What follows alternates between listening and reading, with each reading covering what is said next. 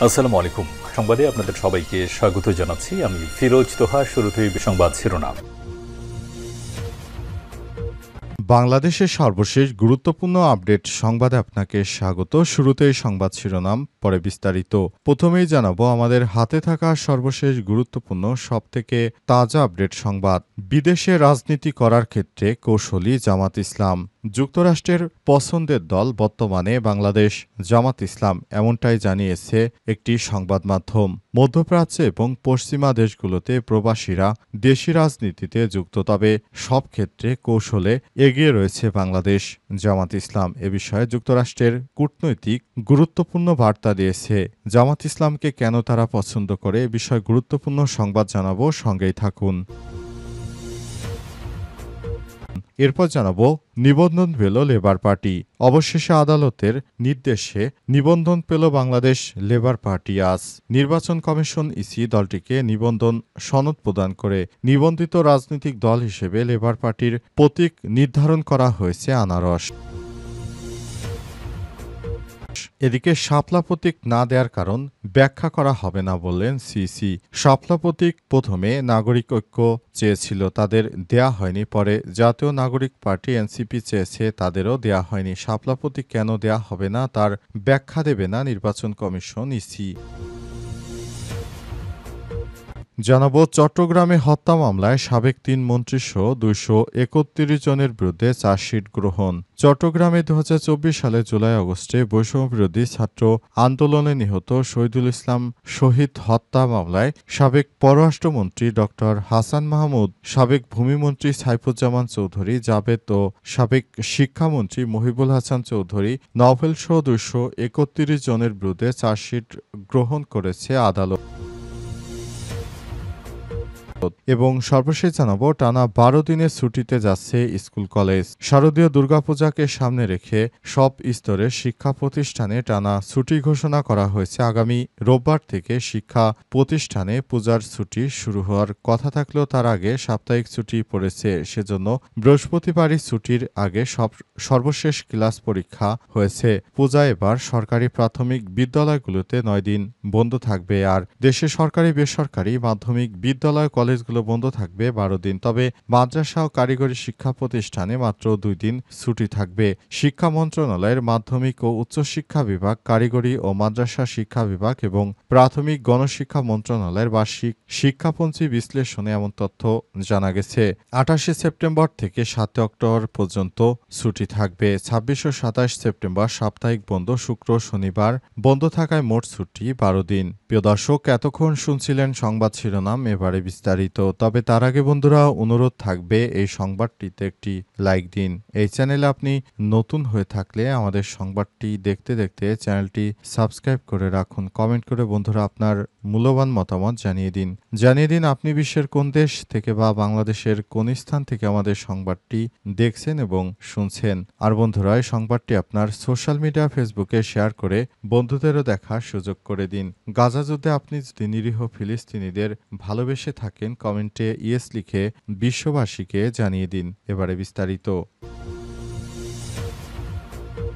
বিদেশে রাজনীতি করার ক্ষেত্রে কৌশলী জামাত ইসলাম। মধ্যপ্রাচ্য এবং পশ্চিমা দেশগুলোতে প্রবাসীরা দেশি রাজনীতিতে যুক্ত। সেসব দেশে বিএনপির কার্যক্রম এবং নিষিদ্ধ আওয়ামী লীগের অবস্থান অনেক পুরনো। যুক্তরাষ্ট্র ও যুক্তরাজ্যে কোনো দল বা সংগঠন করতে হলে তার নিবন্ধন করতে হয়। তবে বাংলাদেশের বিভিন্ন দলে নামে যারা রাজনীতি করেন সেসব ব্যানারে কোনো নিবন্ধন নেই বলে জানা গেছে। বিবিসি বাংলার এক প্রতিবেদনে কথা জানানো হয়েছে।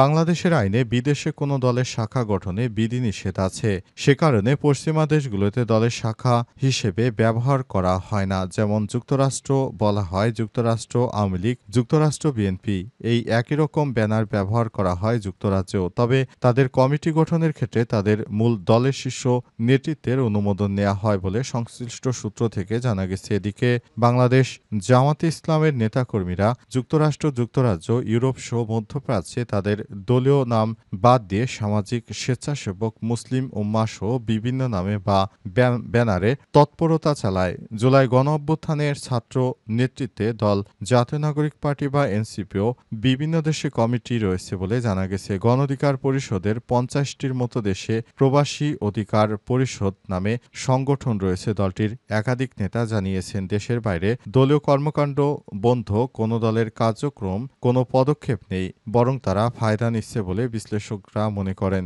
প্রবাসীদের রাজনীতি পর্যবেক্ষকরা বলছেন, বিদেশেও তৎপরতা চালানোর ক্ষেত্রে কৌশলী জামাত ইসলাম। বিধিনিষেধ থাকলেও শাস্তির বিষয় রাখা হয়নি বলে জানান নির্বাচন পর্যবেক্ষক আব্দুল আলিম। তারা জানিয়েছে, বাংলাদেশ জামাত ইসলাম তারা বিদেশে অনেক বেশি স্ট্রং। নিবন্ধন পেল লেবার পার্টি। আদালতের আদেশে অবশেষে নিবন্ধন পেল বাংলাদেশ লেবার পার্টি। বৃহস্পতিবার ২৫শে সেপ্টেম্বর নির্বাচন কমিশন ইসি দলটিকে নিবন্ধন সনদ প্রদান করেছে। নিবন্ধিত রাজনৈতিক দল হিসেবে লেবার পার্টির প্রতীক নির্ধারণ করা হয়েছে আনারস।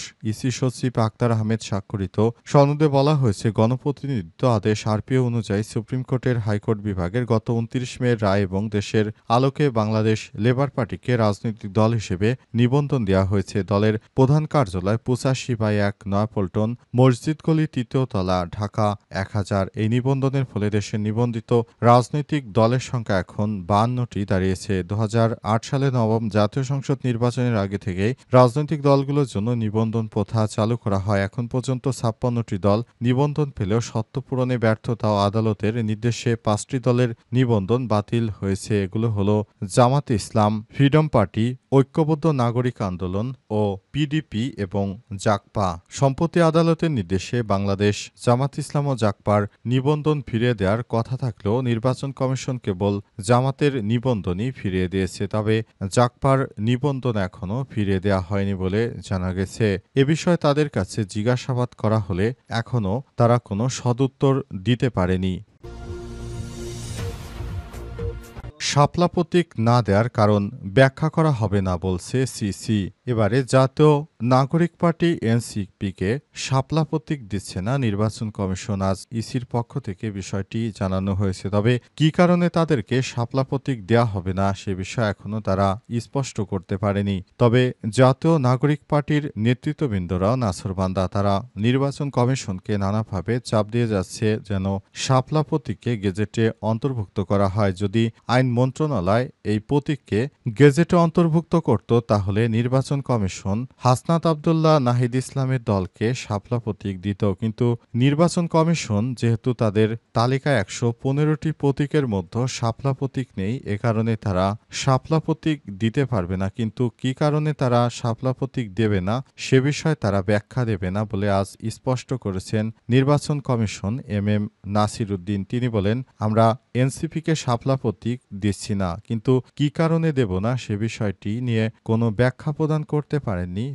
তিনি বলেন, এ বিষয়ে আমরা কোনো ব্যাখ্যা দিতে পারব না। তবে জাতীয় নাগরিক পার্টি এনসিপির দক্ষিণাঞ্চলের মুখ্য সমন্বয়ক জানিয়েছেন, দিল্লি থেকে অর্ডার আসেনি বলে তাই শাপলা প্রতীক দেয়া হচ্ছে না। এ শাপলা প্রতীকের জন্য তারা প্রথম থেকে নির্বাচন কমিশনের কাছে আবেদন করেছে, কিন্তু নির্বাচন কমিশন দায়িত্ব কাণ্ডজ্ঞানহীন মেরুদণ্ডহীন প্রাণীর মতো এখনও তাদেরকে শাপলা প্রতীক দিতে পারেনি, যেটা এর আগে নাসির উদ্দিন পাটোয়ারি জানিয়েছিলেন। এই নির্বাচন কমিশন উর্দি পড়া একজন মেরুদণ্ডহীন ব্যক্তি। চট্টগ্রামে হত্যা মামলায় সাবেক ৩ মন্ত্রীসহ ২৩১ জনের বিরুদ্ধে চার্জশিট গ্রহণ। চট্টগ্রামে ২০২৪ সালে জুলাই গণ আন্দোলনের সময় শিক্ষার্থীদের বিরুদ্ধে সবথেকে যারা বেশি নির্যাতনের ঘটনা ঘটিয়েছে তার মধ্যে আওয়ামী লীগের এই মন্ত্রীগুলো অন্যতম। তার মধ্যে ডক্টর হাসান মাহমুদ, সাইফুজ্জামান চৌধুরী জাবেদ ও মহিবুল হাসান চৌধুরী নফেল। তারা শিক্ষার্থীদেরকে সরাসরি নির্দেশ দিয়েছিল হত্যা করার জন্য। এখনও পলাতক স্বৈরাচারী সরকারের এই শিক্ষামন্ত্রী মুহিবুল হাসান চৌধুরী তিনি জানিয়েছেন, আওয়ামী লীগ দেশে ফিরলে কারো পিঠের চামড়া থাকবে না। তিনি পলাতক থাকা অবস্থায় এখনো বিভিন্নভাবে বাংলাদেশের মানুষদেরকে নানারকম হুমকি ধামকি দিয়ে যাচ্ছেন। তিনি শিক্ষাকে সবথেকে বেশি ধ্বংস করেছেন। শিক্ষার্থীদেরকে বেগুন ভাজি শেখানো, পটল ভাজি শেখানো সহ বিভিন্নভাবে শিক্ষাক্ষেত্রকে তারা ধ্বংস করে দিয়েছে। তার বিরুদ্ধে সবথেকে বেশি অভিযোগ এসেছে। তিনি ভারতের শ্রীকৃষ্ণ মিশনে, রামকৃষ্ণ মিশনে পড়াশোনা করেছেন এবং বাংলাদেশে ভারতের হিন্দুত্ববাদীদের সবকিছু প্রতিষ্ঠার চেষ্টা করেছেন এবং তিনি বাংলাদেশে সবথেকে বেশি হিন্দুদের সুযোগ সুবিধা দিয়েছেন এবং মুসলিমদের বিদ্বেষী ছিলেন। তিনি হুজুরদের ঘাড় মটকে দেবেন ইত্যাদি নানা সময় বিভিন্নভাবে তিনি হুমকি ধামকি দিতেন। তবে শেখ হাসিনা পালিয়ে যাওয়ার পর কৌশলে দেশ ছেড়ে পালিয়ে যান মুহিবুল হাসান চৌধুরী নওফেল। বর্তমানে তিনি ফেসবুক বা ইউটিউবে এসে তিনি এদেশের ছাত্র জনতাকে নানাভাবে মিথ্যা অপবাদ দিচ্ছেন এবং হুমকি ধামকি দিচ্ছেন তারা দেশে ফিরলে নাকি কারো পিঠে চামড়া আস্ত থাকবে না। আজ আন্তর্জাতিক ট্রাইব্যুনালে তাদের বিরুদ্ধে চার্জশিট দাখিল করা হয়েছে বেশ কয়েকটি মামলায়।